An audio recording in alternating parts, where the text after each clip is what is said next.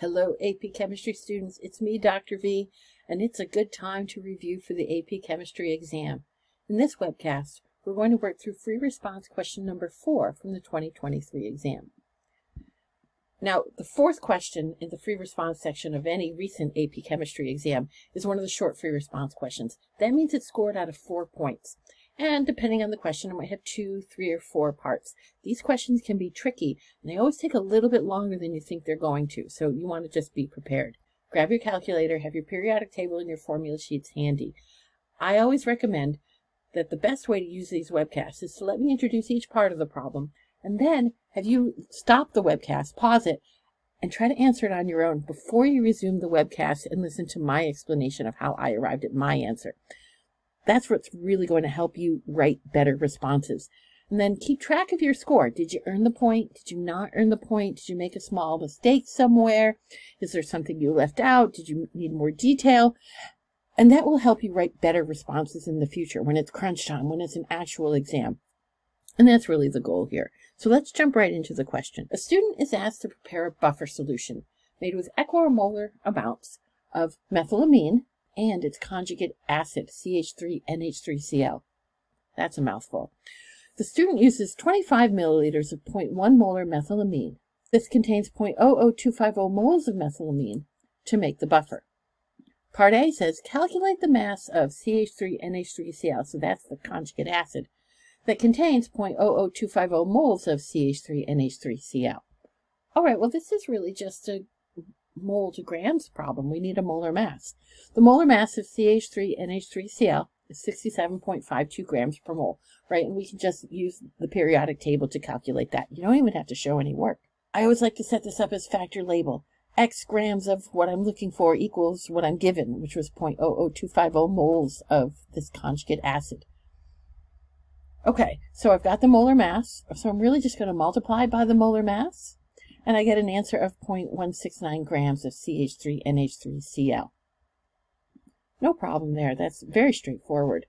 That was worth 1 point for a correct setup, showing all the work. Okay, let's go on. The student has the following materials and equipment available. So we've got distilled water, we've got 0.1 molar methylamine solution, we have the solid conjugate acid, we have an electronic balance, we have weighing paper, we have a burette, we have a beaker, we have a graduated cylinder and a small spatula. We also have some pipettes and a pH meter. I've got an illustration here of that equipment, and it didn't specify what kinds of pipettes, so I actually threw several different types of pipettes in. The following table contains a partial procedure for making the buffer solution. Fill the steps 1 and 4 to complete the procedure using only materials and equipment selected from the choices given. Not all materials listed will be used. Assume that all appropriate safety measures are already in place. So step 1's left blank. We have to figure that out. And I'm looking at step 2, which is place the solid in the beaker. And then it's getting the burette ready. So let's break this up into 2 parts. The first step really needs to be about massing the solid, right? The solid would be that conjugate acid, all right? I'm going to use the spatula and the weighing paper and the balance. And I'm going to precisely measure out the 0.169 grams of the solid CH3NH3Cl.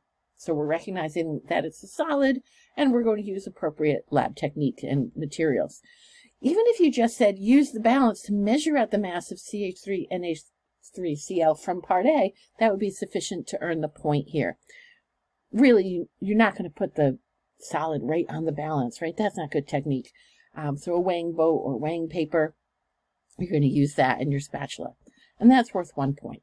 All right, so that seems reasonable. We're going to put it in the beaker. We're going to then clean the burette and rinse it with distilled water. Okay. And then what are we going to do? Well, here we want to be really careful, right? The solution's going to go into the burette. Hopefully you've done some titrations and you're familiar with that setup. You have to be really, really specific here with the answer. Because it was just rinsed with distilled water. We can't just go straight to filling it with the solution of our methylamine and titrate. We first need to rinse the burette with the methylamine solution. And you're going to drain it, and then you're going to refill the burette with fresh methylamine solution. So in order to earn the point here, you really had to rinse, drain, refill. You really had to say that or you weren't going to get credit, right? So the 3 verbs rinsing it and refilling it. And that was worth 1 point. The last part of the question says, the value of Kb for methylamine is 4.4 times 10 to the minus 4, and the pH of the buffer the student prepared is 10.64. Okay, the student prepares a second buffer solution. The student uses 25 mils of 0.05 molar methylamine instead of 25 mils of 0.1 molar methylamine solution, and half the mass of the CH3NH3Cl solid that was used in the first buffer. Is the pH of the second buffer greater than, less than, or equal to the pH of the first buffer? Justify your answer. Okay, remember, justify always means use math-based reasoning. We really need to do some calculations here. So if we think about the original buffer back in part A, we were told it was equimolar in the concentration of the weak acid and its conjugate base, or the methylamine and its conjugate acid. Right, those concentrations in that buffer solution were equal. We were told that. So what's going on in this buffer? In other words, how do the base concentration and the conjugate acid concentrations compare? How are they related to each other? Well, we're told that the student used 0.05 molar methylamine solution. So the base concentration, that weak base, was 0.05 molar. We're told that. And then we're also told we used half the mass of the CH3NH3Cl solid that we used to create the first buffer. But we also need to know the molarity of the CH3NH3Cl that goes into this buffer solution. And we know we used half the amount of it that we calculated in part A. So we can actually calculate this molarity. We had calculated 0.169 grams of CH3NH3Cl is what we needed. I'm going to divide that by 2 because I need half of it. And if I divide it by the molar mass, that would give me the moles of CH3NH3Cl. And then the volume is 0.02500 liters, right? We had 25.00 milliliters. We're going to assume the volume didn't change significantly. And that gives me a calculated molarity for the conjugate acid of 0.0501 molar, right? If I know it to 3 sig figs. Well, in other words, the weak base concentration and its conjugate acid concentration are both essentially 0.05 molar. They're equal to each other. And the original buffer, of course, also had them equal to each other. And therefore, we can state with confidence that the pH of the second buffer is equal to the pH of the original buffer because both of them have equal concentrations of weak base and its conjugate acid. And that was worth 1 point. How did you do? The average score on this question in 2023 was 1.66 out of 4. So most students earned 1 or 2 points. That's pretty typical for the short free response questions. They tend to be a little bit harder. If you found this helpful, like the video and leave a comment, and don't forget to subscribe to my channel. I'll be making more videos.